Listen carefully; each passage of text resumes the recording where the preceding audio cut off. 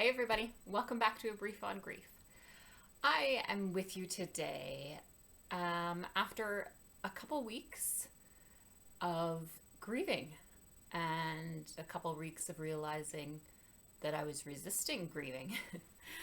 So, like I've said in some of these videos before, when you get better at recognizing loss and better at recognizing your grief, it it doesn't make you immune to not feeling it, but it also doesn't, this is not about perfection. It's not about always being aware, always when you're in a loss and grief and being 100% at always loving yourself and everything through it. No, there's no perfection in any of this. And I just got a reminder of all of that the last few weeks. And I come to you today realizing that in all of this exploration about grief and loss and the journey and stuff I've been on, things that I've shared with you guys, I realized that and the passion that it ignites in me to share with this and what the true purpose behind that is about self-love.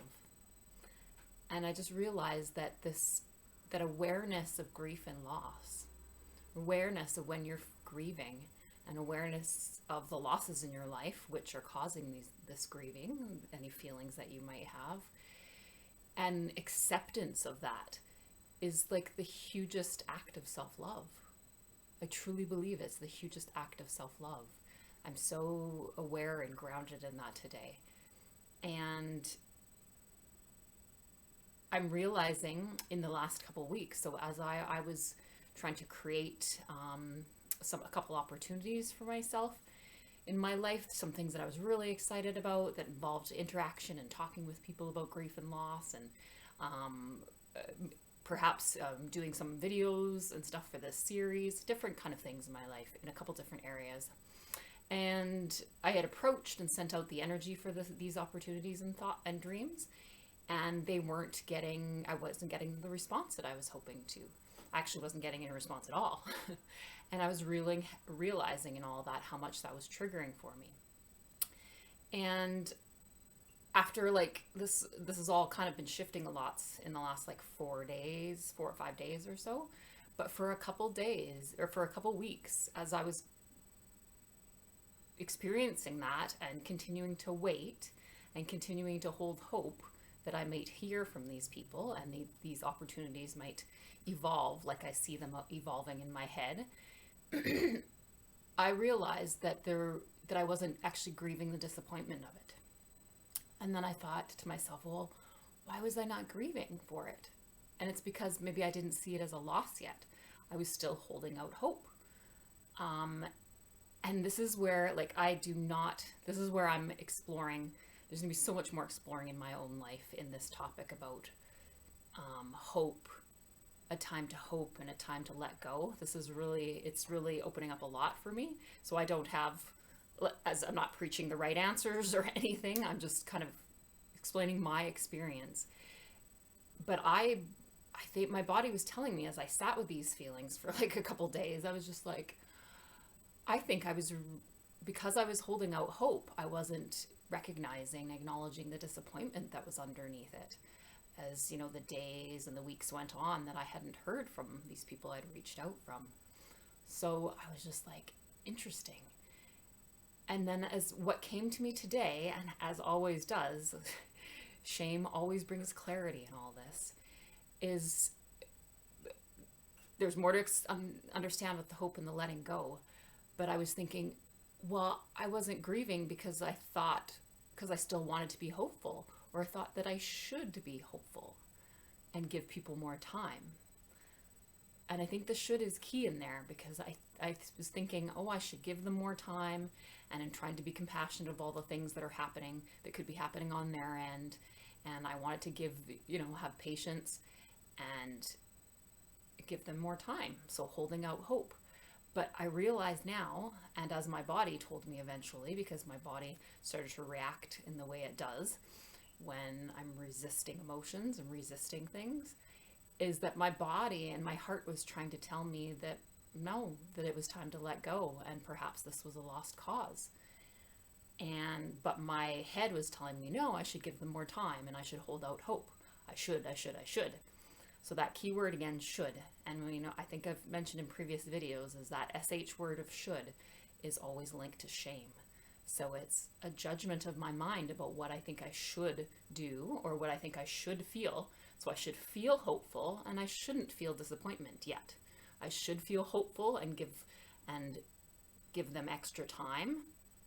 I shouldn't be grieving or letting go yet. So it's all those shoulds and shouldn'ts. And I'm realizing with increased awareness of grief and loss, and when you're experiencing it, the acceptance part, it's about letting go. Hold on, give me a sec. It's about letting go of the way you think you should feel in order to feel what you're actually feeling.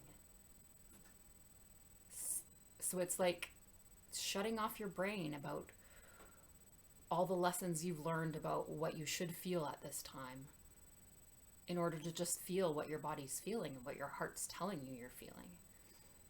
And that's what I was resisting for a couple weeks. So even though my body and heart was telling me that it was probably time to let go, and I had feelings of disappointment and grief that needed to move through me, I was stuffing them down and holding out hope and waiting, and at the same time, and building up anger and all different things that were being triggered in me. And I wasn't processing that fully for a couple weeks. And when I finally gave time to it, just over like a day, even after a day, I noticed a difference. The lightness in my body, the lightness in my heart, the physical reactions I was having in my body like started to kind of ease away. After like a day, I noticed, and then a couple days, and then after like 2 or 3 days, it was significantly different. So it was, I'm getting an amazing reminder through experience again. And I know this now deep in my body and why I have such a passion for speaking about grief and loss and speaking about my personal experience and the power of it, and wanting to share that with the world, wanting to share that to decrease the shame and the isolation of grieving and the shame and isolation of loss and the shame that we put on ourselves about how we think we should feel when these certain things happen to us and how long it should last and who we should talk about it with and who we shouldn't talk about it with. All those garbage shoulds and shame statements, to decrease all of that, to just allow for what is happening with us and in ourselves, no matter what the outside world is telling us we should be or should feel. And that's the hugest tool. That's the hugest act of self-love. Absolutely the hugest act of self-love, which again explains the passion behind me sharing this with people, is that I want to show people how to love themselves more through grief and loss. I want people to love themselves more in general, to love themselves through their pain. And when they're loving themselves through their pain and their loss, then they can recognize it in other people. And that ability to connect through our pain and that ability to create community and love through our pain instead of distance and isolation and shame and fear is the ultimate goal of all of this. Yeah, it's very powerful. Okay, I think that's all I have to share on that. I will see you next time. Thanks, everybody. See ya.